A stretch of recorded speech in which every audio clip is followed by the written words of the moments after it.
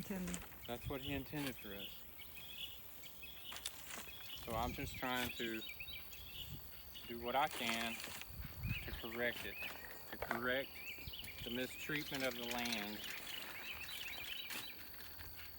Trying to be a catalyst for regeneration of the land instead of a catalyst for degeneration of the land.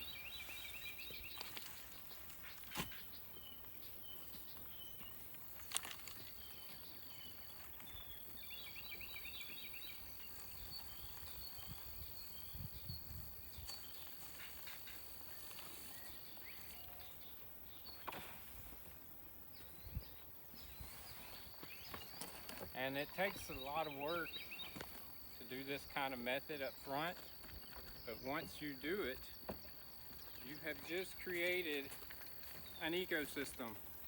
And so then it's going to get stronger every year without you even having to do anything. Now occasionally you probably will want to add some more tree mulch on top or some more compost on top. But for the most part, this is going to be a lot more sustainable type, way to garden, because you have created an ecosystem where life thrives. And where life thrives, that's where you're going to find fertility in the soil.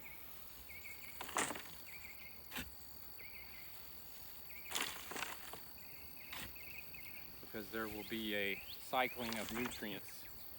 That ecosystem will be, there'll be things being born, there'll be things being killed, being eaten, and then when all that's happening, that's the cycling of the nutrients, and then plants will be an integral part of uptaking those nutrients.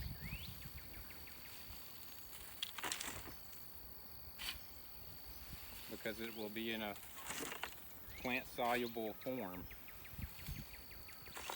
because that's the way God designed it.